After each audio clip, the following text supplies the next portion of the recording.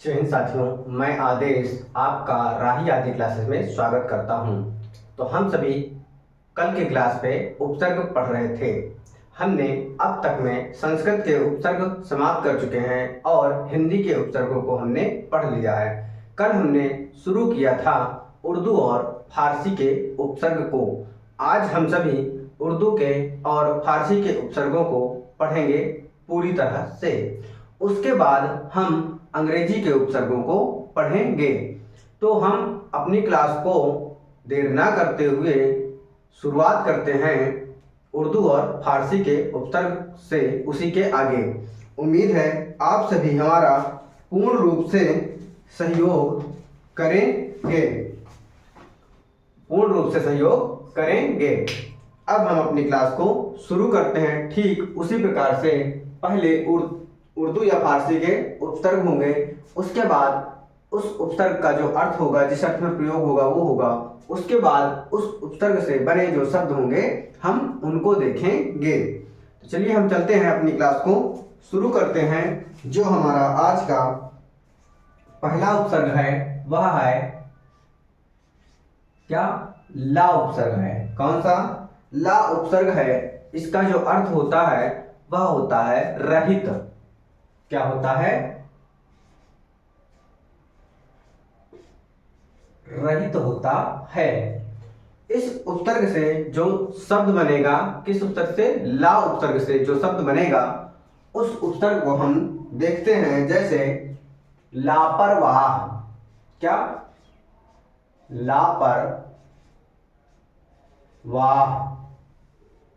लापरवाह हो गया, लाचार हो गया। क्या हुआ? लाचार शब्द हो गया। और दूसरा है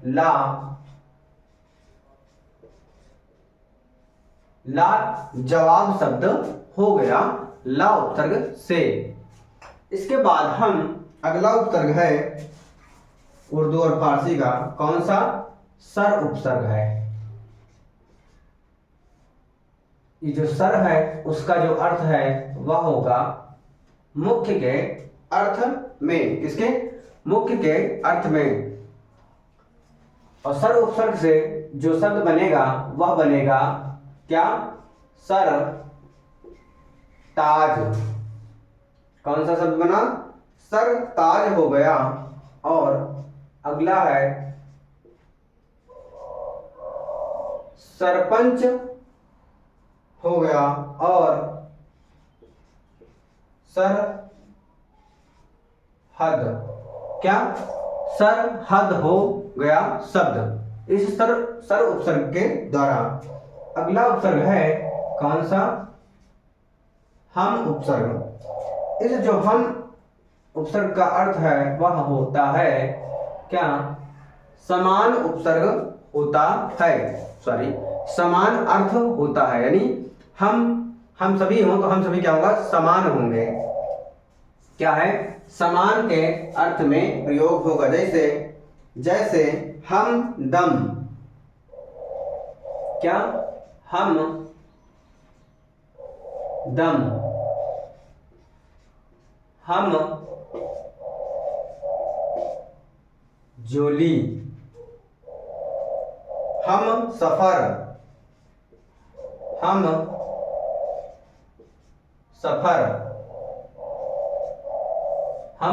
सफर। ये हमारा क्या हो गया कि हम उपसर्ग से बने हुए शब्द हैं। अगला है हर। अगला उपसर्ग है हर। ये जो हर है इसका जो अर्थ होता है वह है प्रत्येक। क्या? प्रत्येक के अर्थ में होगा। अब इस हर से जो उपसर्ग होगा, यानी जो उपसर्ग शब्द बनेंगे वह होगा हर दिन, हर साल, हर दम। क्या? हर साल, हर दिन, हर दम। यह क्या है? हर उपसर्ग के द्वारा बने हुए शब्द होते हैं। अगला है अल। अगला उपसर्ग है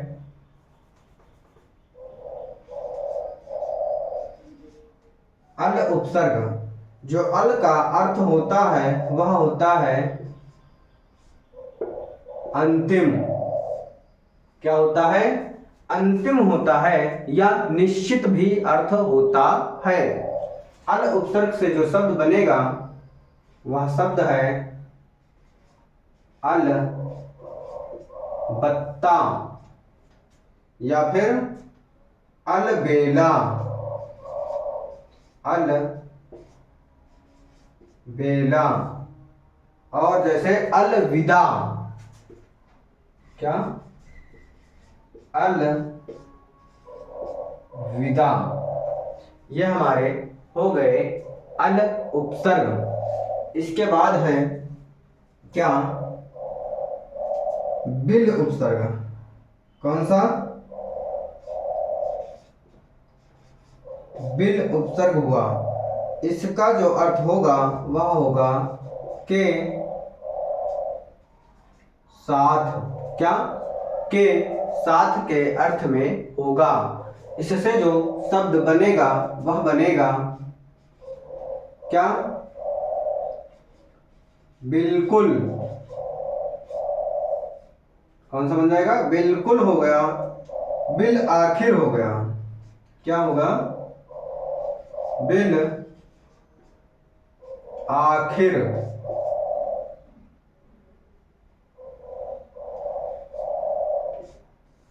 बिल आखिर शब्द हो जाएगा। अगला उपसर्ग है क्या? कि बर उपसर्ग। कौन सा? बर उपसर्ग। इसका जो अर्थ होता है वह होता है बाहर या ऊपर। क्या होता है इसका अर्थ? बाहर या ऊपर के अर्थ में होता है। इससे जो इस उपसर्ग से जो शब्द बनेगा वह होगा बरखास्त। बरखास्त और बरदाश्त।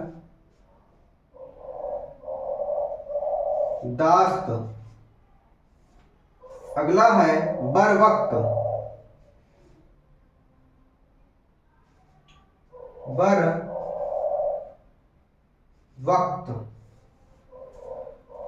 यह है बर उपसर्ग। अब हम अगला उपसर्ग देखते हैं क्या? दर। जो दर है इसका जो अर्थ होगा वह होगा में, यानी में के अर्थ में प्रयोग होता है। अगला है दर असल।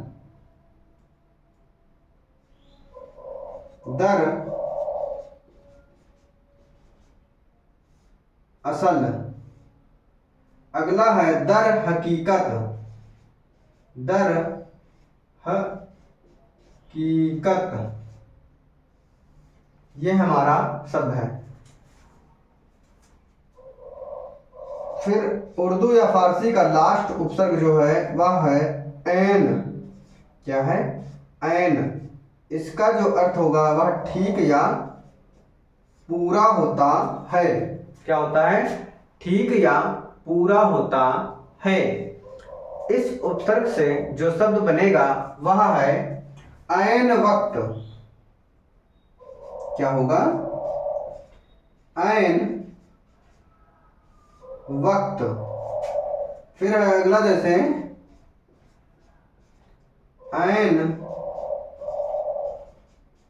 आदमी। अगला है ऐन हिकमत। ऐन हिकमत। क्या हुआ? ऐन हिकमत। तो ये तो हमारा हो गया क्या? उर्दू और फारसी के उपसर्ग। अब हम इसके बाद देखने वाले हैं अंग्रेजी के उपसर्ग। क्या देखेंगे? कि अंग्रेजी के उपसर्गों को हम देखेंगे।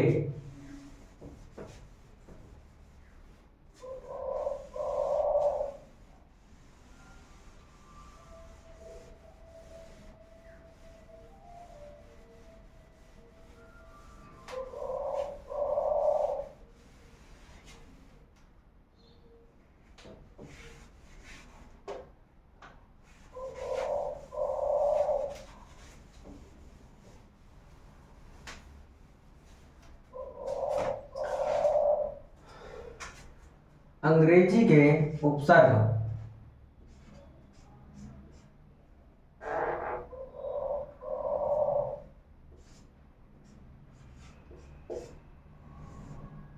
अंग्रेजी के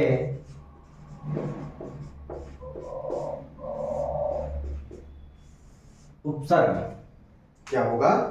अब हम कुछ अंग्रेजी के उपसर्गों को देख लेते हैं ताकि हमें पता हो कि अंग्रेजी के उपसर्ग को कैसे पहचाना जाता है। आप सभी उपसर्ग समाप्त होने वाला है 4-6 अंग्रेजी के उपसर्गों को देखने के बाद। उम्मीद है आपको समझ में आया होगा। एक शब्द होता है, उस शब्द के पहले जो शब्द जुड़े होते हैं वही हमारा उपसर्ग होता है। तो अंग्रेजी उपसर्ग में सबसे पहले हम देखते हैं क्या कि सब उपसर्ग। कौन सा?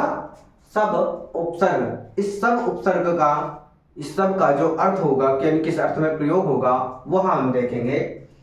इस सब का जो अर्थ होगा वह होगा अधीन के अर्थ में।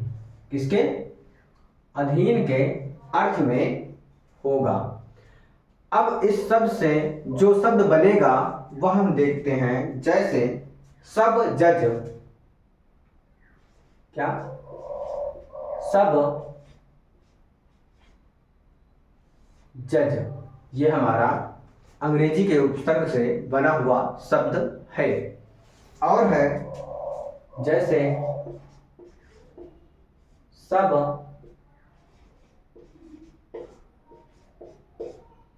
कमेटी। क्या? कमेटी अंग्रेजी शब्द है। अगर हम ना जान पाए कि सब अंग्रेजी उपसर्ग है या उपसर्ग किसी और का, तो कमेटी अंग्रेजी है तो उसके आगे सब लिखा है, यानी अंग्रेजी का उपसर्ग हो गया। जज अंग्रेजी शब्द है, उसके आगे सब लगा है, इसलिए हम आसानी से पहचान जाएंगे कि जो सब है यहाँ पर अंग्रेजी का उपसर्ग के रूप में आया हुआ है। अगला है, आप सभी जानते हैं क्या? Sub inspector. क्या हुआ? सब इंस्पेक्टर हुआ। अगला उपसर्ग है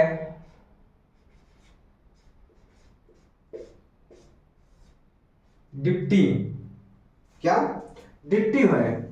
जो डिप्टी है वह किस अर्थ में होगा या देखिए तो क्या होगा?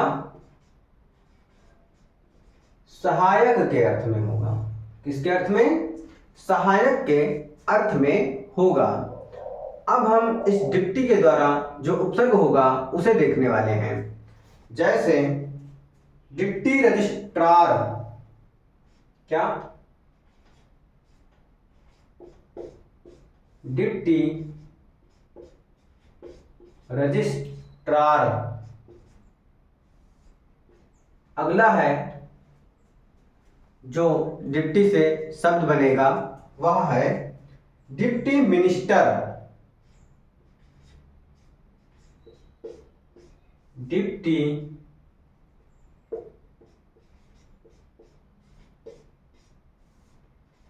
मिनिस्टर। क्या है? Deputy minister. यहां से आप सभी समझ जाएंगे, पहचान जाएंगे कि यहां पर डिप्टी उपसर्ग है और यह डिप्टी उपसर्ग के द्वारा बने हुए शब्द होते हैं या शब्द हैं। अगला है,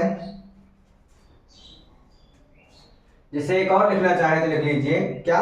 डिप्टी कलेक्टर। Deputy collector. अगला उपसर्ग है क्या? वाइस उपसर्ग है। क्या है? वाइस उपसर्ग है। जो वाइस है यह भी सहायक के अर्थ में होता है। जैसे वाइस चांसलर। क्या? वाइसराय।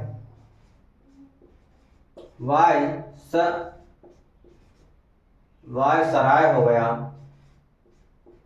वाइस चांसलर हो गया। वाइस चांसलर हो गया। और क्या हुआ? वाइस प्रेसिडेंट, वाइस प्रेसिडेंट हो गया। ये सभी आप शब्दों को सुना होगा कहीं ना कहीं, और नहीं सुने हैं तो आज जान जा रहे हैं। अब हम अगला उपसर्ग है क्या, जनरल। जनरल, ये जो जनरल है यह प्रधान के अर्थ में होगा। किसके? प्रधान के अर्थ में होगा। इस जनरल उपसर्ग से जो शब्द बनेंगे अब हम उसको देखेंगे। जैसे क्या, general manager, general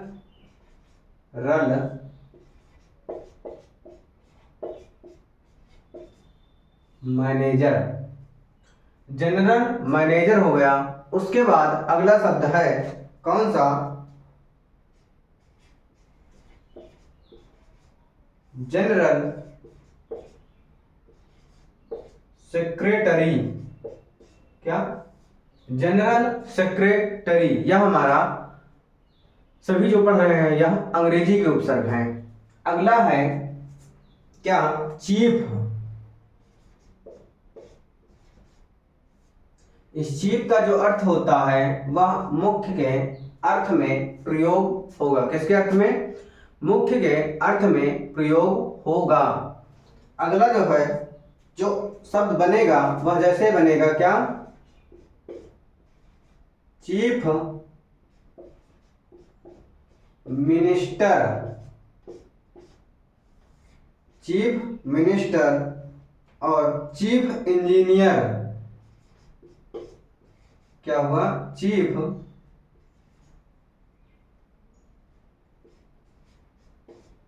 engineer.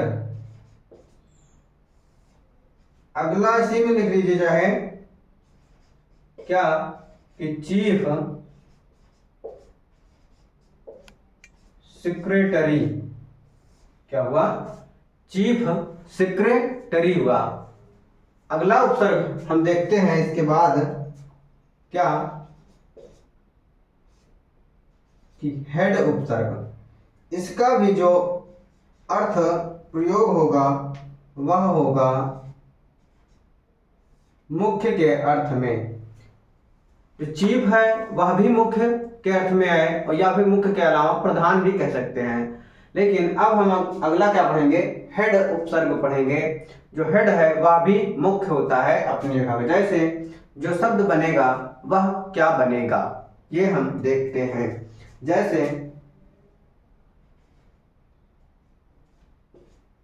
Head clerk. क्या? Head clerk. और होता है हेड